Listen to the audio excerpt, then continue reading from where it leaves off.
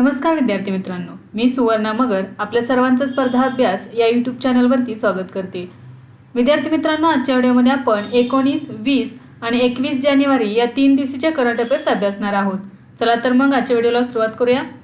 विद्यार्थी मित्रांनो, आपल्या ॲपवरती आपण चालू घडामोडी 2025 या अंतर्गत एक प्लॅन लॉन्च केलेला आहे। यामध्ये आपण टेस्ट सिरीज राबवत आहे। यामध्ये 30+ टेस्ट देण्यात येणार आहेत, ज्या तुम्ही अनलिमिटेड म्हणजे कितीही वेळा सोडवू शकता। तसेच यासोबतच मंथली वन लाइनर PDF देण्यात येणार आहेत, म्हणजे 12 महिन्याच्या 12 PDF ही तुम्हाला यामध्ये देण्यात येणार आहेत, ज्याची तुम्ही प्रिंट करून घेऊ शकता।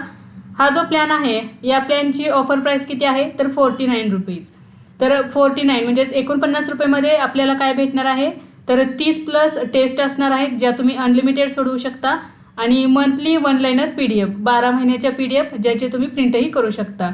तर हा जो प्लॅन आहे, हा प्लॅन आपल्या ॲपवरती उपलब्ध आहे, तर या प्लॅनचा नक्कीच उपयोग करून घ्या। चला तर मग आजच्या व्हिडिओला सुरुवात करूया। बघू, आजचा फर्स्ट क्वेश्चन आहे, विजय हजारे करंडक 2025-26 कोणी जिंकला? तर या प्रश्नाचे योग्य उत्तर आहे पर्याय क्रमांक 1 विदर्भ। विजय हजारे ट्रॉफी 2025-26 आवृत्ती आहे 33वी। कालावधी होता 24 डिसेंबर 2025 ते 18 जानेवारी 2026 दरम्यान। आयोजक होते BCCI। फॉर्मॅट कोणता होता तर लिस्ट ए क्रिकेट 50 षटकांचा हा फॉर्मॅट होता। यामध्ये 38 संघांनी सहभागी घेतलेला आहे। हे जे 38 संघ आहेत हे सर्व रणजी ट्रॉफीमधील संघ आहेत, जे यामध्ये सहभागी झालेले होते। विजेता कोण आहे तर विदर्भ हा पहिल्यांदाच विजेता ठरलेला आहे विजय हजारे ट्रॉफीचा। उपविजेता राहिलेला आहे Saurashtra. Player of the match Atharva Taide. मालिकावीर अमन मोखाडे 814 धावा केलेल्या आहेत। सर्वाधिक विकेट्स घेतलेले आहेत अंकुर पनवार यांनी 25 विकेट्स घेतलेले आहेत। महान भारतीय फलंदाज विजय हजारे यांच्या सन्मानार्थ हे नाव देण्यात आलेले आहे, आणि याची सुरुवात 2002-03 हंगामापासून झालेली आहे। तर महत्त्वाचा पॉईंट काय आहे तर 33वी आवृत्ती आहे। विजेता आहे विदर्भ, उपविजेता आहे सौराष्ट्र। नेक्स्ट क्वेश्चन आहे, पुणे ग्रँड टूर 2026 साठी कोणाची सदिच्छा दूत म्हणून नियुक्ती करण्यात आली? तर याचे योग्य उत्तर आहे पर्याय क्रमांक 1 MS Dhoni. Pune grand tour 2026 साठी भारतीय क्रिकेट संघाचा माजी कर्णधार महेंद्रसिंग धोनी यांची सदिच्छा दूत म्हणून नियुक्ती करण्यात आली। ही भारताची पहिली आंतरराष्ट्रीय मल्टीस्टेज प्रोफेशनल रोड सायकलिंग शर्यत आहे। स्पर्धा 19 ते 23 जानेवारी 2026 या कालावधीत पुणे येथे आयोजित करण्यात आली होती। स्पर्धेला आंतरराष्ट्रीय सायकलिंग युनियनची मान्यता मिळाली असून ती 2.2 श्रेणीतील कॉन्टिनेंटल रोड रेस म्हणून समाविष्ट आहे। नेक्स्ट आहे, भारतातील पहिला नमो पुस्तक महोत्सव कोणत्या शहरात आयोजित करण्यात आला होता? याचे योग्य उत्तर आहे पर्याय क्रमांक 2 नवी दिल्ली। भारतातील पहिला नमो पुस्तक महोत्सव नवी दिल्ली येथे आयोजित करण्यात आला। हा महोत्सव डॉक्टर आंबेडकर इंटरनॅशनल सेंटर नवी दिल्ली येथे पार पडला। महोत्सवाचा कालावधी होता 16 आणि 17 जानेवारी 2026 दरम्यान। महोत्सवाचे उद्घाटन केंद्रीय राज्यमंत्री डॉक्टर जितेंद्र सिंह यांच्या हस्ते करण्यात आले। या महोत्सवात पंतप्रधान नरेंद्र मोदी यांच्या जीवनावर आणि विचारांवर आधारित 450हून अधिक पुस्तके प्रदर्शित करण्यात आली। यावेळी जेन व्ही बनो आणि महात्मा या 2 पुस्तकांचे प्रकाशनही करण्यात आलेले आहे। तर भारतातील पहिला नमो पुस्तक महोत्सव नवी दिल्ली येथे पार पडलेला आहे। नेक्स्ट आहे, भारत सरकारने कोणत्या देशातून भारतीयांना मायदेशी परत आणण्यासाठी ऑपरेशन स्वदेश सुरू केले आहे? तर याचे योग्य उत्तर आहे पर्याय क्रमांक 1 इराण। भारत सरकारने इराणमधील भारतीय नागरिकांना सुरक्षितपणे मायदेशी परत आणण्यासाठी ऑपरेशन स्वदेश सुरू केलेले आहे। ही मोहीम जानेवारी 2026 मध्ये इराणमधील वाढती अस्थिरता, हिंसक निदर्शने आणि बिघडलेली सुरक्षा परिस्थिती लक्षात घेऊन सुरू करण्यात आलेली आहे। या मोहिमेचा मुख्य उद्देश आहे इराणमध्ये अडकलेल्या अंदाजे 10,000 ते 12,000 भारतीय नागरिकांना, ज्यात प्रामुख्याने विद्यार्थी, व्यावसायिक आणि पर्यटक आहेत, एअरलिफ्ट करून भारतात आणणे हा मुख्य उद्देश आहे। 16 जानेवारी 2026 रोजी तेहरानहून निघालेले पहिले विशेष विमान भारतीय नागरिकांना घेऊन नवी दिल्ली येथे पोहोचलेले आहे। ऑपरेशन स्वदेश ही ऑपरेशन सिंधू नंतर राबवलेली दुसरी मोठी बचाव मोहीम ठरलेली आहे। तर बघा, जून 2025 मध्येच इराणमधून नागरिकांना मायदेशी परतण्यासाठी ऑपरेशन सिंधू राबवण्यात आलेले होते, आणि आता जानेवारी 2026 मध्ये ऑपरेशन स्वदेश राबवण्यात आलेले आहे। नेक्स्ट आहे, राष्ट्रीय उद्योजकता अभियान कोणत्या योजनेअंतर्गत सुरू करण्यात आले आहे? याचे योग्य उत्तर आहे पर्याय क्रमांक 2 दीनदयाळ अंत्योदय योजना राष्ट्रीय ग्रामीण उपजीविका अभियान। केंद्रीय ग्रामीण विकास मंत्रालयाने 12 जानेवारी 2026 रोजी राष्ट्रीय उद्योजकता अभियान सुरू केले आहे। हे अभियान दीनदयाळ अंत्योदय योजना, राष्ट्रीय ग्रामीण आजीविका अभियान या महत्त्वाकांक्षी योजनेअंतर्गत राबवले जात आहे. या अभियानाचे मुख्य उद्दिष्ट ग्रामीण भागातील महिलांना नोकरी शोधणाऱ्यांऐवजी नोकरी देणाऱ्या बनवणे आणि ग्रामीण महिला उद्योजकतेला प्रोत्साहन देणे. मोहिमेअंतर्गत 50,000 सामुदायिक संसाधन व्यक्तींना उद्यम प्रोत्साहनासाठी प्रशिक्षण दिले जाणार आहे. उद्योजकता विकास कार्यक्रम अंतर्गत 50 लाख स्वयंसहायता गट सदस्यांना प्रशिक्षित केले जाणार आहे. दीनदयाळ अंत्योदय योजना, राष्ट्रीय ग्रामीण उपजीविका अभियान हा भारत सरकारचा प्रमुख दारिद्र्य निर्मूलन कार्यक्रम आहे. ग्रामीण भागातील गरीब कुटुंबांना स्वयंरोजगार आणि कौशल्य आधारित रोजगाराच्या संधी उपलब्ध करून देऊन त्यांना शाश्वत उपजीविका निश्चित करणे हा या योजनेचं उद्दिष्ट आहे. नेक्स्ट क्वेश्चन आहे, जगातील दुसऱ्या क्रमांकाचा 5G वापरणारा देश कोणता बनला आहे? याचे योग्य उत्तर आहे पर्याय क्रमांक 2 भारत. भारत हा आता चीननंतर जगातील दुसऱ्या क्रमांकाचा 5G वापरणारा देश बनला आहे. केंद्रीय दळणवळण मंत्री ज्योतिरादित्य सिंधिया यांनी जानेवारी 2026 मध्ये अधिकृतपणे ही माहिती जाहीर केलेली आहे. जानेवारी 2026 पर्यंत भारतात 5G वापरकर्त्यांची संख्या 40 कोटी म्हणजेच 400 दशलक्षपेक्षा जास्त झालेली आहे. 5G ग्राहकांच्या संख्येच्या बाबतीत भारत आता चीनच्या मागे असून अमेरिका, जपान आणि युरोपियन युनियनला मागे टाकलेले आहे. ऑक्टोबर 2022 मध्ये 5G लॉन्च झाल्यापासून हे नेटवर्क भारतातील 99.6% जिल्ह्यांपर्यंत विस्तारले असून सुमारे 85% लोकसंख्येपर्यंत पोहोचलेले आहे. दूरसंचार कंपन्यांनी देशभरात सुमारे 4.69 लाख 5G बेस स्टेशन स्थापित केलेली आहेत. नेक्स्ट आहे, भारतातील पहिली पूर्णपणे सौर ऊर्जेवर चालणारी मोबाईल ATM व्हॅन कोणत्या बँकेने सुरू केली आहे? तर याचे योग्य उत्तर आहे पर्याय क्रमांक 3 त्रिपुरा ग्रामीण बँक. जानेवारी 2026 मध्ये भारतातील पहिली पूर्णपणे सौर ऊर्जेवर चालणारी मोबाईल ATM व्हॅन त्रिपुरा ग्रामीण बँक यांनी सुरू केलेली आहे. या mobile ATM व्हॅनला TGV on wheels असे नाव देण्यात आलेले आहे. तर बघा, सौर ऊर्जेवर चालणारी भारतातील पहिली मोबाईल ATM व्हॅन त्रिपुरा ग्रामीण बँकेने सुरू केलेली आहे. याचे नाव आहे TGV ऑन व्हील्स. या उपक्रमाचा मुख्य उद्देश काय आहे? तर त्रिपुरातील दुर्गम व ग्रामीण भागांमध्ये जिथे विजेची कमतरता आहे किंवा वीज पुरवठा वारंवार खंडित होतो तेथे अखंड बँकिंग सेवा उपलब्ध करून देणे. ही मोबाईल ATM व्हॅन पूर्णपणे सौर ऊर्जेवर चालत असल्याने ते पर्यावरणपूरक आहे आणि वीज किंवा डिझेल जनरेटरवर अवलंबून राहत नाही. या नाविन्यपूर्ण उपक्रमासाठी त्रिपुरा ग्रामीण बँकेला प्रतिष्ठित स्कॉच सिल्वर पुरस्कार प्रदान करून गौरवण्यात आलेले आहे. या प्रकल्पासाठी नाबार्डकडून आर्थिक व तांत्रिक पाठबळ मिळाले असून सध्या बँकेकडे अशा 3 सौर ऊर्जेवर चालणाऱ्या मोबाईल ATM व्हॅन कार्यान्वित आहेत. नेक्स्ट क्वेश्चन आहे, सुजय पॉल यांची अलीकडेच कोणत्या उच्च न्यायालयाच्या मुख्य न्यायाधीशपदी नियुक्ती करण्यात आली आहे? या प्रश्नाचे योग्य उत्तर आहे पर्याय क्रमांक 1 कोलकाता उच्च न्यायालय. न्यायमूर्ती सुजय पॉल यांची 16 जानेवारी 2026 रोजी कलकत्ता उच्च न्यायालयाचे मुख्य न्यायाधीश म्हणून नियुक्ती करण्यात आली आहे. पदाची शपथ पश्चिम बंगालचे राज्यपाल CV आनंद बोस यांनी दिलेली आहे. ते कलकत्ता उच्च न्यायालयाचे 44वे मुख्य न्यायाधीश आहेत आणि 20 जून 2026 रोजी वयोमानानुसार ते सेवानिवृत्त होणार आहेत.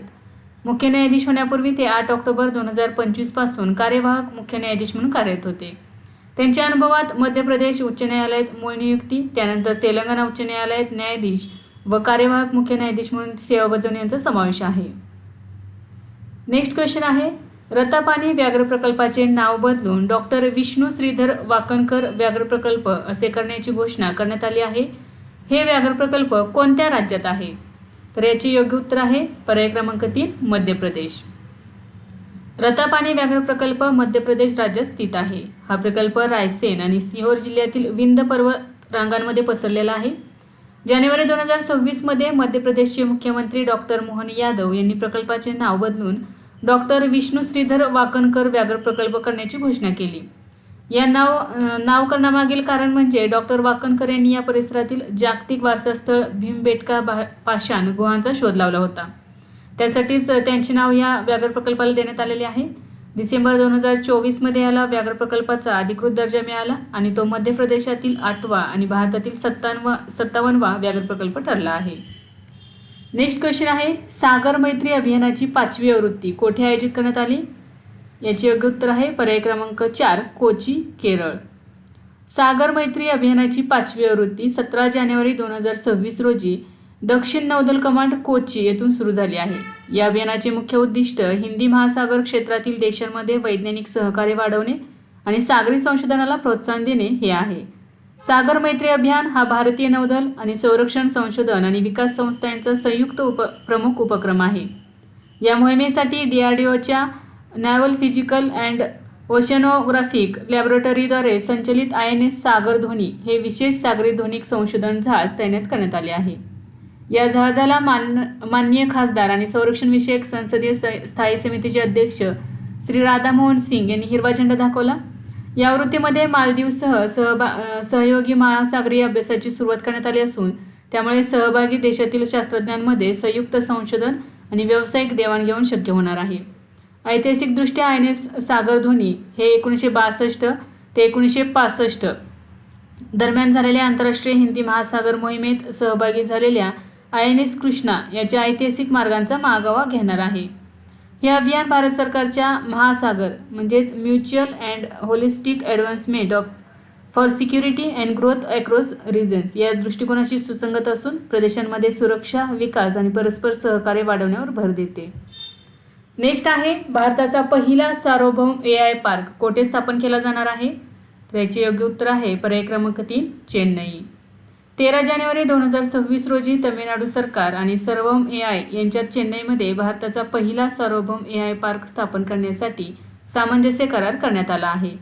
सुमारे 10,000 कोटींच्या गुंतवणुकीतून हा पार्क उभारला जाणार आहे. या पार्कमध्ये डेटा सार्वभौमत्व राखले जाईल आणि सर्व डेटा भारतातच साठवला जाईल. हे केंद्र प्रामुख्याने तमिळ तसेच इतर भारतीय भाषांमधील स्वदेशी लार्ज लँग्वेज मॉडेल्स विकसित करण्यावर भर देणार आहे. प्रशासनिक सेवा सुधारण्यासाठी या प्रकल्पाला डिजिटल संगम असे नाव देण्यात आलेले आहे. आरोग्य, शिक्षण आणि कृषी क्षेत्रातील समस्या सोडवण्यासाठी या पार्कमध्ये रिअल टाइम डेटा प्रोसेसिंग सुविधांचा वापर केला जाणार आहे. येथे NVIDIA Blackwell HGX B200, H100 आणि ग्रेस होपर तंत्रज्ञानाचा वापर केला जाणार आहे. या प्रकल्पामुळे तमिळनाडूमध्ये सुमारे 1,000हून अधिक उच्च कुशल नोकऱ्या निर्माण होण्याची शक्यता आहे. नेक्स्ट क्वेश्चन आहे योवेरी मुसेवेनी हे 7व्यांदा कोणत्या देशाचे राष्ट्रपती बनले आहेत? याचे योग्य उत्तर आहे पर्याय क्रमांक 2 युगांडा. योवेरी मुसेवेनी जानेवारी 2026 मध्ये युगांडाच्या सलग 7व्या राष्ट्रपती बनले आहेत. 15 जानेवारी 2026 रोजी झालेल्या सार्वत्रिक निवडणुकीत त्यांनी 71.65% पेक्षा जास्त मते मिळवून मोठा विजय मिळवला. त्या कोणत्या पक्षाचे नाव काय आहे? तर नॅशनल रेजिस्टन्स मूव्हमेंट NRM.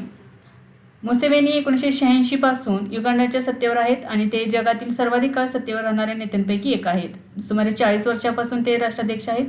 त्यांनी आपल्या मुख्य प्रतिस्पर्धी आणि लोकप्रिय पॉपस्टार राजकारणी बॉबी वाईन यांचा पराभव केला. बॉबी वाईनला सुमारे 25% मते मिळाली आहेत. नेक्स्ट आहे कोणत्या राज्यातील दरभंगा राजघराण्याच्या शेवटच्या महाराणी कामसुंदरी देवी यांचे 12 जानेवारी 2026 रोजी निधन झाले? याचे योग्य उत्तर आहे पर्याय क्रमांक 2 बिहार. दरभंगा बिहार राजघराण्याच्या शेवटच्या महाराणी कामसुंदरी देवी यांचे 12 जानेवारी 2026 रोजी निधन झाले.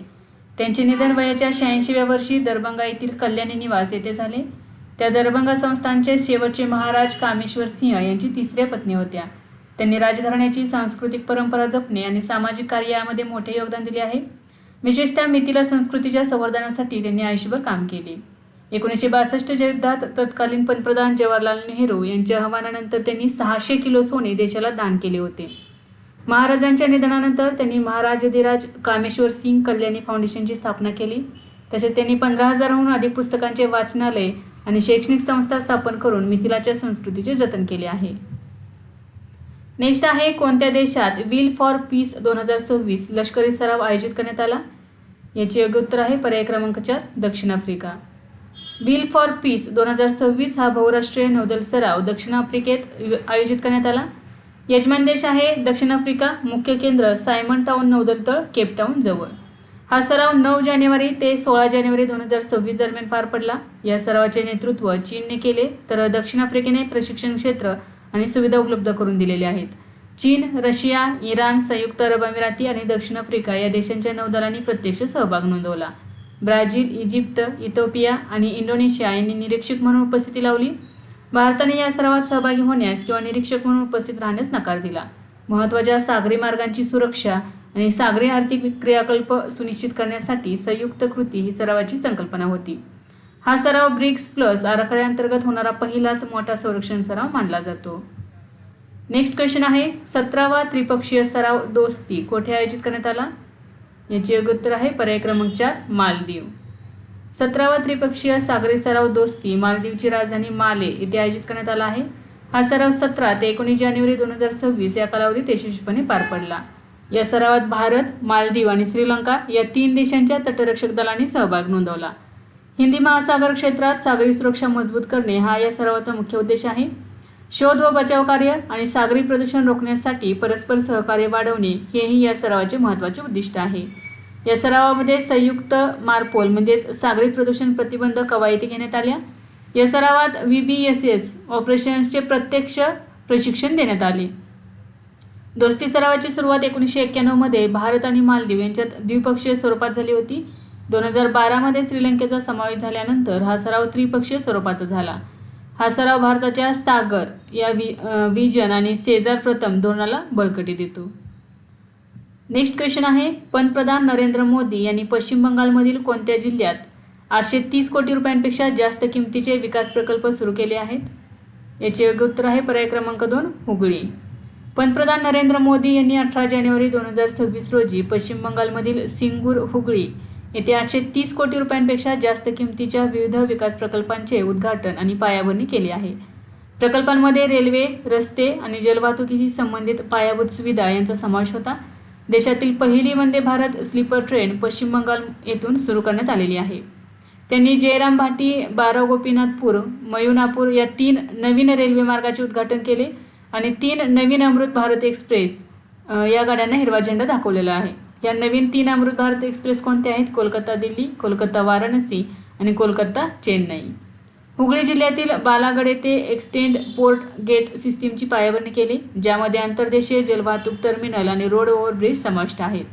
कोलकाता येथे हुगळी नदीवर शहरी वाहतुकीला चालना देण्यासाठी अत्याधुनिक हायब्रिड इलेक्ट्रिक कॅटामरन जहाजाचे लोकार्पणही करण्यात आले. नेक्स्ट क्वेश्चन आहे, 86वी अखिल भारतीय पीठासीन अधिकारी परिषद 2026 कोणत्या राज्याच्या विधानसभेत आयोजित करण्यात आली आहे? याचे योग्य उत्तर आहे पर्याय क्रमांक 3 लखनौ, उत्तर प्रदेश. 86वी अखिल भारतीय पीठासीन अधिकारी परिषद 2026 उत्तर प्रदेश विधानसभा लखनौ येथे आयोजित करण्यात आली.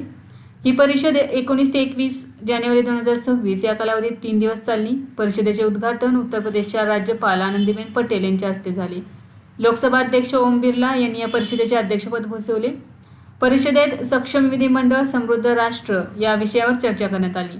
परिषदेचे उद्दिष्ट कायदेविषयक प्रक्रिया आणि संसदीय परंपरावर चर्चा, सभागृहाचे प्रशासन आणि सुशासन सुधारण्यासाठी विचार करणे हा.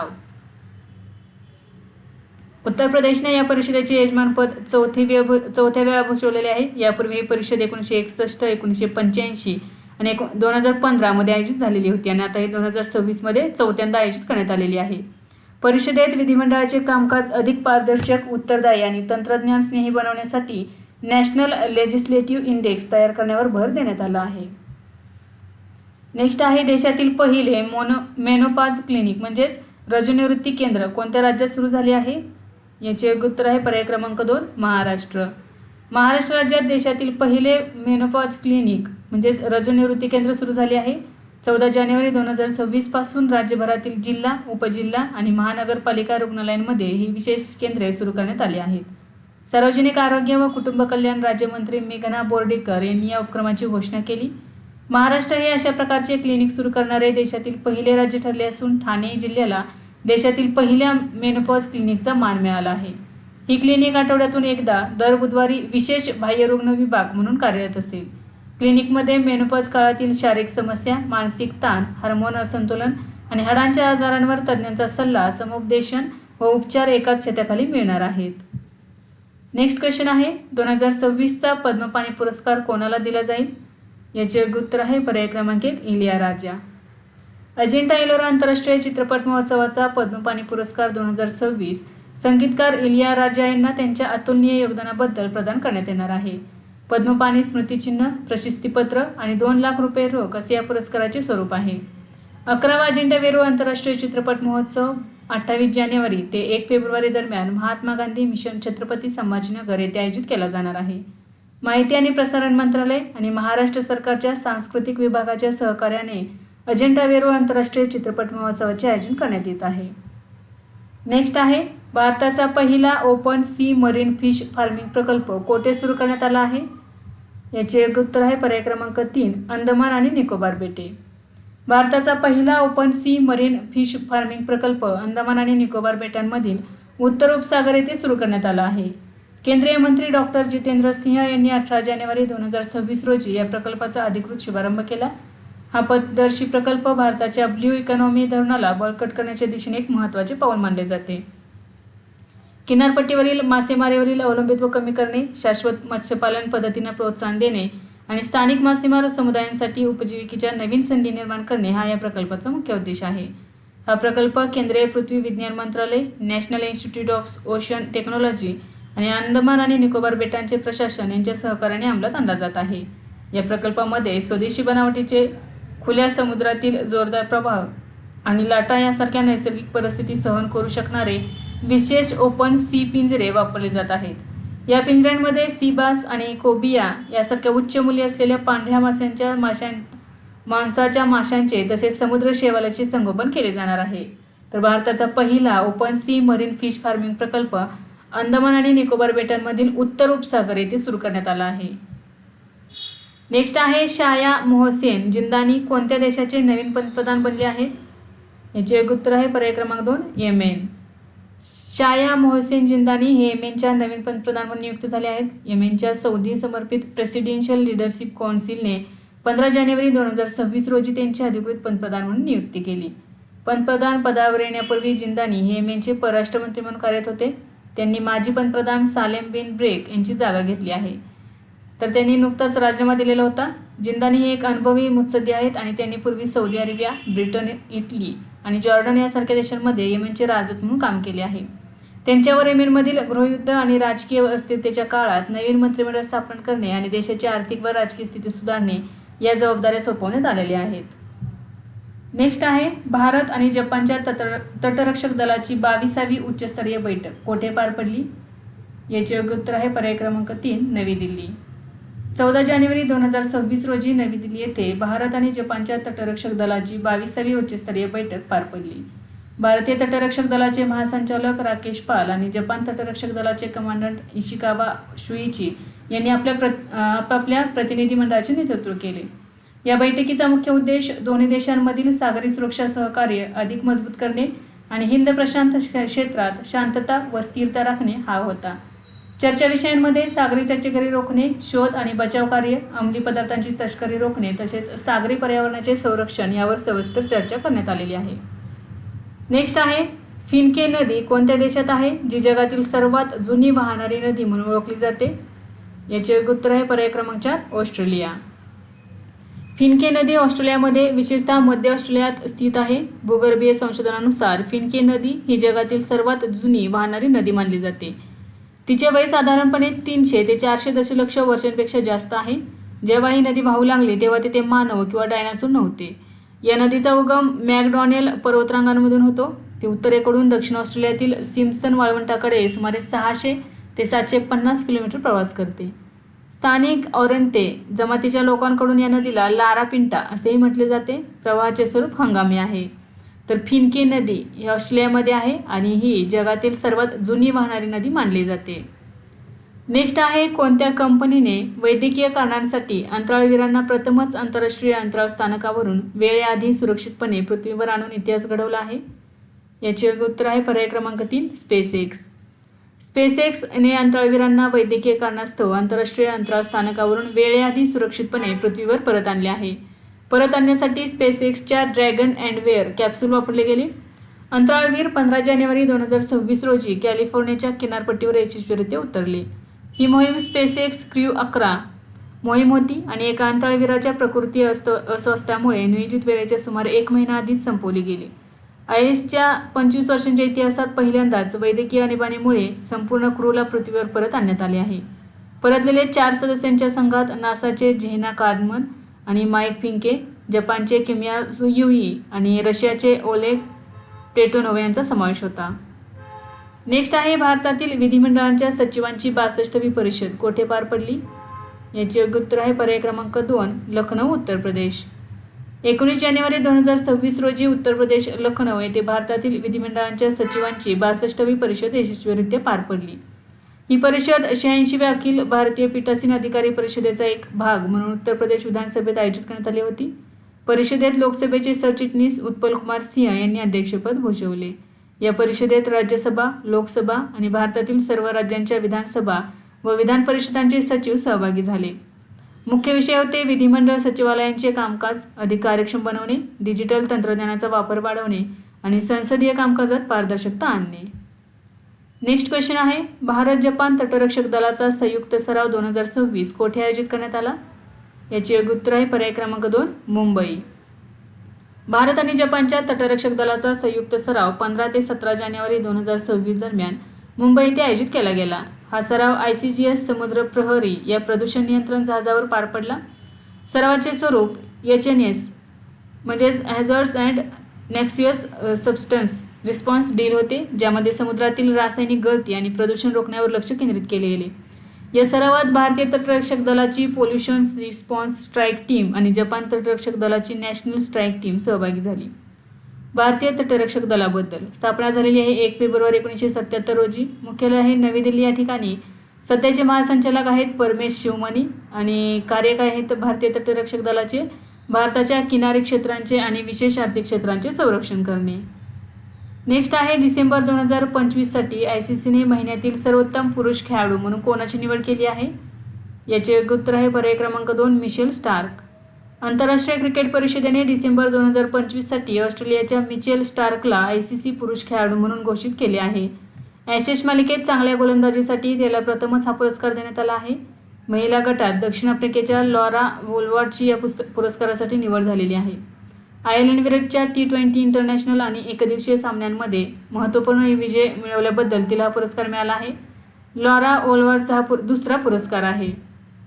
नेक्स्ट आहे दक्षिण चिलीतील बायो प्रदेशात कोणत्या शहराजवळ भीषण वणवा भडकला आहे? याचे योग्य उत्तर आहे पर्याय क्रमांक 1, कॉन्सेप्सियन. जानेवारी 2026 मध्ये दक्षिण चिलीतील बायो प्रदेशात प्रामुख्याने कॉन्सेप्सियन शहराजवळ भीषण वणवा भडकला आहे. वणव्याचा सर्वाधिक तडाखा कॉन्सेप्सियन शहराच्या उत्तर दिशेला असलेल्या पेनको आणि लिरिक्वेन या शहरांमध्ये बसला आणि या सुमारे 60,000 नागरिकांना स्थलांतरित करण्यात आले. चिलीचे राष्ट्राध्यक्ष गॅब्रिएल बोरिक यांनी बायो आणि शेजारील नुब्ले प्रदेशात स्टेट ऑफ कॅटॉस्ट्रॉफी घोषित केलेली आहे. वणवात तीव्र उष्णतेची लाट, जोरदार वारे आणि प्रदीर्घ दुष्काळ यामुळे वेगाने पसरला. नेक्स्ट आहे करण फ्राईज ही गायीची संकरित जात कोणत्या संस्थेने विकसित केली आहे? याचे योग्य उत्तर आहे पर्याय क्रमांक 2, राष्ट्रीय दुग्ध संशोधन संस्था कर्नाल. करण फ्राईज ही गायीची संकरित जात हरियाणातील कर्नाल येथील राष्ट्रीय दुग्ध संशोधन संस्थेने विकसित केली आहे. ही जात फॉरेन होल्स्टीन फ्रायजीन बैल आणि भारतीय देशी थारपारकर गाय यांच्या संक्रमणातून तयार करण्यात आलेली आहे. ही गाय सरासरी 3550 किलो दूध देते आणि काही उत्कृष्ट गायींनी दिवसाला 46.5 किलो दूध दिल्याची नोंद झालेली आहे. भारतीय हवामानाशी जुळवून घेणारी, उष्णता सहन करणारी आणि रोगप्रतिकारक शक्ती असलेली ही जात आहे. जानेवारी 2026 मध्ये भारतीय कृषी संशोधन परिषदेने या जातीला अधिकृतपणे सिंथेटिक म्हणजे संकरित जात म्हणून नोंदणीकृत केलेली आहे. कर्नाल येथील राष्ट्रीय दुग्ध संशोधन संस्था ही भारतातील प्रमुख दुग्ध संशोधन संस्था आणि अभिमत विद्यापीठ आहे. ती दुग्ध उत्पादन, प्रक्रिया आणि व्यवस्थापनात संशोधन, मानव संशोधन विकास आणि तांत्रिक सहाय्य प्रदान करते. नेक्स्ट क्वेश्चन आहे centre for development of telematics याला कोणत्या प्रकल्पासाठी स्कॉच पुरस्कार 2025 मिळाला आहे? याचे योग्य उत्तर आहे पर्याय क्रमांक 3, cell broadcast solution. Centre for development of telematics म्हणजे CDOT यांना त्यांच्या सेल ब्रॉडकास्ट सोल्युशन्स या प्रकल्पासाठी स्कॉच पुरस्कार 2025 प्रदान करण्यात आला आहे. ही प्रणाली स्वदेशी बनावटीची आपत्ती आणि आणीबाणी इशारा देणारी यंत्रणा आहे. या तंत्रज्ञानाच्या मदतीने चक्रीवादळ, पूर यासारख्या आपत्तीच्या वेळी विशिष्ट भौगोलिक क्षेत्रातील सर्व मोबाईल फोनवर त्वरित आणि थेट चेतावणी संदेश पाठवले जातात. हे सोल्युशन सामान्य SMS सेवेपेक्षा वेगळे असून मोबाईल नेटवर्कमध्ये प्रचंड गर्दी असतानाही संदेश प्रभावीपणे पोहोचवण्यास सक्षम आहे. ही आपत्ती इशारी प्रणाली 21 भारतीय भाषांमध्ये सूचना देण्यास सक्षम आहे. हा पुरस्कार जानेवारी 2026 मध्ये नवी दिल्ली येथे आयोजित 104व्या स्कॉच समिटमध्ये प्रदान करण्यात आला. या स्कॉच समिटची थीम होती रिसोर्सिंग विकसित Bharat. Centre for development of telematics हे भारत सरकारचे प्रमुख टेलिकॉम संशोधन आणि विकास केंद्र आहे. CDOTची स्थापना 1984 मध्ये झाली. 5G, 4G, AI आणि IoT सारख्या स्वदेशी तंत्रज्ञानाच्या विकासात ते अग्रणी आहे. नेक्स्ट आहे सिमलीपाल राष्ट्रीय उद्यानात अलीकडच्या सर्वेक्षणात किती मगरींची नोंद झाली आहे? याचे योग्य उत्तर आहे पर्याय क्रमांक 3, 84. ओडिसाच्या सिमलीपाल राष्ट्रीय उद्यानात जानेवारी 2026 मध्ये झालेल्या ताज्या सर्वेक्षणात 84 मगरी आढळली आहेत. गेल्या वर्षी म्हणजे 2025 मध्ये ही संख्या 81 होती, म्हणजेच 3 मगरींची वाढ झाली आहे. सर्वाधिक मगरी पश्चिम देव नदीमध्ये आढळल्या. या ठिकाणी एकूण 60 मगरी आढळलेल्या आहेत. सर्वेक्षणाचा कालावधी 6 ते 8 जानेवारी 2026 असून उद्यानातील 8 प्रमुख जलस्रोतांमधील 20 ठिकाणांवर गणना केली गेली. 78 मगरी दक्षिण सिमलीपाल विभागात, 1 मगर उत्तर सिमलीपाल विभागात आणि 5 मगरी या रामतीर्थ प्रजनन केंद्रात आढळल्या. सिमलीपाल राष्ट्रीय उद्यान हे ओडिसाच्या मयूरभंज जिल्ह्यात आहे. 2025 मध्ये ते राष्ट्रीय उद्यान म्हणून घोषित करण्यात आले आणि ते भारताचे 107वे राष्ट्रीय उद्यान ठरलेले आहे. सिमलीपाल राष्ट्रीय उद्यान हे मेलोनिस्टिक वाघांसाठी जगातील एकमेव उद्यान आहे. नेक्स्ट क्वेश्चन आहे, जागतिक बँकेने 2025-26 या आर्थिक वर्षासाठी भारताच्या GDP वाढीचा नवीनतम अंदाज काय वर्तवला आहे? याचे योग्य उत्तर आहे पर्याय क्रमांक 2, 7.2%. जागतिक बँकेने जानेवारी 2026 मध्ये प्रसिद्ध केलेल्या ग्लोबल इकॉनॉमिक प्रोस्पेक्ट्स अहवालानुसार 2025-26 आर्थिक वर्षासाठी भारताच्या GDP वाढीचा अंदाज 7.2% करण्यात आला आहे. याआधी जून 2025 मध्ये जागतिक बँकेने हा अंदाज 6.3% वर्तवला होता, जो आता 7.2% करण्यात आला आहे. वाढीची मुख्य कारणे कोणती आहेत? घरगुती मागणीतील मजबूती, ग्रामीण भागातील उत्पन्नात सुधारणा आणि कर सुधारणांमुळे भारतीय अर्थव्यवस्थेला गती मिळणे या कारणांमुळे हा GDP वाढवण्यात आलेला आहे. नेक्स्ट आहे, गाझामध्ये कायमस्वरूपी शांततेसाठी स्थापन केलेल्या पीस बोर्डमध्ये सामील होण्यासाठी भारताला कोणी आमंत्रित केले आहे? याचे योग्य उत्तर आहे पर्याय क्रमांक 3, डोनाल्ड ट्रम्प. गाझामध्ये कायमस्वरूपी शांतता प्रस्थापित करण्यासाठी स्थापन करण्यात आलेल्या पीस बोर्ड यामध्ये सामील होण्यासाठी अमेरिकेचे राष्ट्राध्यक्ष डोनाल्ड ट्रम्प यांनी भारताला आमंत्रण दिले आहे. अमेरिकेचे भारतातील राजदूत सर्जिओ गौर यांनी 18 जानेवारी 2026 रोजी पंतप्रधान नरेंद्र मोदी यांना डोनाल्ड ट्रम्प यांच्या वतीने अधिकृत निमंत्रण पत्र सुपूर्द केले. या पीस बोर्डचे मुख्य उद्दिष्ट आहे गाझामधील युद्धोत्तर प्रशासन व्यवस्था, सुरक्षा व्यवस्थापन आणि पुनर्बांधणी प्रक्रियेवर देखरेख ठेवणे. भारतासोबतच रशिया, इस्रायल, पाकिस्तान, संयुक्त अरब अमिराती, बहरीन, कॅनडा आणि तुर्की यासारख्या देशांसह जवळपास 60 देशांना या बोर्डात सामील होण्यासाठी आमंत्रित करण्यात आले आहे. या बोर्डाचे सदस्यत्व सुरुवातीला 3 वर्षांच्या कालावधीसाठी असणार आहे. कायमस्वरूपी सदस्यत्वासाठी 1 अब्ज अमेरिकी डॉलर्सचे योगदान देण्याचा प्रस्ताव बोर्डाच्या चार्टरमध्ये मांडण्यात आला असून त्यावर जागतिक स्तरावर चर्चा सुरू आहे. भारताने या आमंत्रणाबाबत अद्याप कोणताही निर्णय घेतलेला नाही. धोरणात्मक, राजनैतिक आणि आंतरराष्ट्रीय परिणामांचा विचार करूनच भारताकडून अंतिम निर्णय घेतला जाण्याची शक्यता आहे. हा अमेरिकेचे अध्यक्ष डोनाल्ड ट्रम्प यांचा एक उपक्रम आहे. संयुक्त राष्ट्रे जागतिक संघर्षावर प्रभावी नियंत्रण मिळवण्यात अपयशी ठरली आहेत असा दावा करत डोनाल्ड ट्रम्प यांनी बोर्ड ऑफ पीस ही नवीन जागतिक व्यवस्था मांडली आहे. डोनाल्ड ट्रम्प हे बोर्ड ऑफ पीसचे आजीवन अध्यक्ष असतील. या बोर्डाच्या निर्णय प्रक्रियेवर अमेरिकेचे पूर्ण नियंत्रण असणार आहे. या नव्या व्यवस्थेत कोणत्याही देशाला व्हीटो अधिकार देण्यात येणार नाही अशी तरतूद करण्यात आलेली आहे. गाझा संघर्ष संपवण्यासाठी अमेरिकेने भारतीय वंशाचे अजय बंगा यांना गाझा पुनर्रचना मंडळाच्या शांततेसाठी नामांकित केले आहे. अमेरिकेचे परराष्ट्र मंत्री मार्को रुबियो देखील शांतता मंडळ गटाचे भाग असतील. नेक्स्ट आहे राष्ट्रीय आपत्ती प्रतिसाद दल. याचा स्थापना दिवस कधी साजरा केला जातो? याचे एक उत्तर आहे पर्याय क्रमांक 4, 19 जानेवारी. राष्ट्रीय आपत्ती प्रतिसाद दल स्थापना दिन दरवर्षी 19 जानेवारी रोजी साजरा केला जातो. हे विशेष दल 2006 मध्ये आपत्ती व्यवस्थापन कायदा 2005 अंतर्गत स्थापन करण्यात आले. NDRFने 19 जानेवारी 2025 रोजी त्यांचा 20वा स्थापना दिन साजरा केला होता.